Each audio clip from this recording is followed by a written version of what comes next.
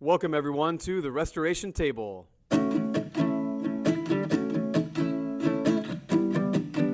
Sharing the highlights from the most significant information and voices about the Restoration. In this media outlet, we will share the greatest gems from the Restoration, highlight fascinating stories in church history, and strive to help believers and critics understand each other better. My name is Tony Fieldson. I was baptized a member of the Church of Jesus Christ of Latter-day Saints in 2007, and I have never stopped investigating religion. I love learning about it. I think there are so many inspiring and beneficial things to learn. I've spent hundreds, if not thousands of hours in the last 13 years learning as much as I can, and I'm looking forward to sharing many of those things with you. Please click on the subscribe button below on the right to see more videos like this, and click on the bell on the right of the subscribe button so you can be notified when new videos come out. I plan on releasing at least 2 per month, and if you're listening on a podcast, please give me a good review. I'd appreciate it. I'd like to define what I mean by the term restoration. So the word restoration connotes bringing something back that was lost. And during the Second Great Awakening in the early 1800s, especially concentrated in New England, America, many restorationist groups sprung up, spearheaded by people such as Alexander Campbell, trying to correct what they saw as errors that had crept into the original New Testament church that Jesus had set up. For this media outlet, I will address topics within the umbrella of the restoration tradition Joseph Smith started in the early 1800s, and I will focus particularly on the history and teachings of the largest branch to come from what Joseph started, that of the Church of Jesus Christ of Latter-day Saints. The reason I chose this name for this media outlet is, first of all, there are already so many media outlets with the name Mormon or Latter-day Saint or Gospel. I wanted to be unique, and I also like the word restoration. And I also like the idea of a table because it evokes a comfortable and unifying feeling where everyone's welcome and we get to delight in an exchange of our favorite ideas and practices about religion, just like people exchange their favorite foods at a potluck. I'll try to be as accurate as I can in these presentations, but I'm not an official representative of the church, and I'll try to use the official name of the church as often as I can, but sometimes for convenience I'll use Mormonism or Mormon. So, where I'm personally at, I am an active member of the church. I've fallen in love with so many aspects of the restoration. I've learned so much about my Savior Jesus Christ and felt his powerful grace and mercy in my life, helped to heal me from so many of my imperfections and weaknesses. So thankful for him. I felt a really beautiful and powerful spirit in temples. I love the Book of Mormon and the Bible so much. I've benefited from many powerful and wise teachings from our leaders, the prophets and apostles. I've had many sacred spiritual experiences that I'll always cherish. In addition, I think there are so many beautiful and compelling and resonant teachings about the nature of God and the origin of humankind and what our purpose is, what our potential is. And the church increases the well-being of millions of people throughout the world, including myself.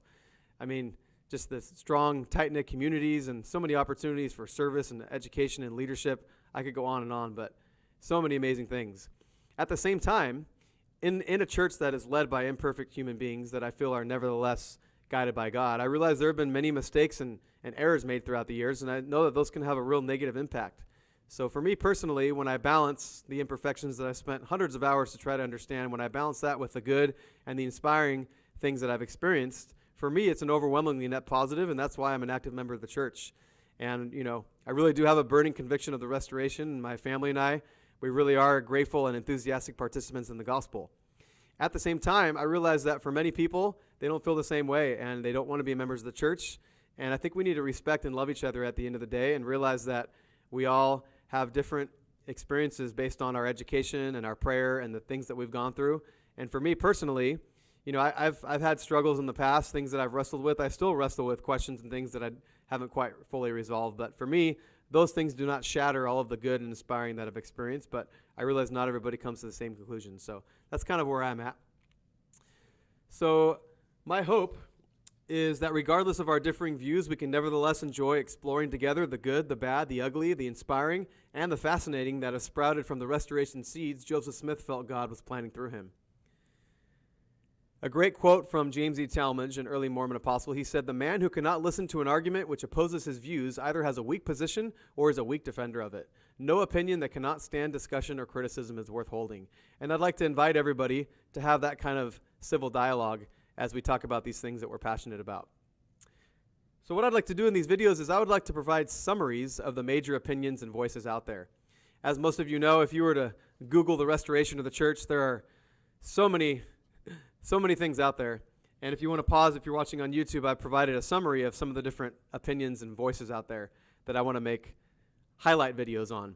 So on the believing side, as far as websites or articles, many different things. In the middle of the road for websites and articles, and critical websites and articles. We have a sample here.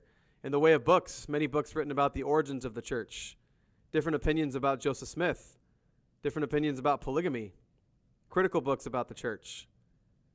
Evidence is put forth for the veracity of the church. Many books written about the history of race relations in the church. And books written about the future and destiny of the restoration. In the way of YouTube videos, many on the believing side, on the critical side, and podcasts on the believing side, in the middle of the road, and on the critical side.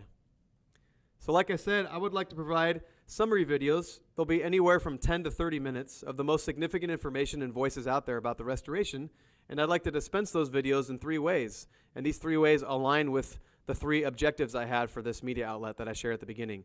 The first one is I'd like to share the greatest gems from the restoration.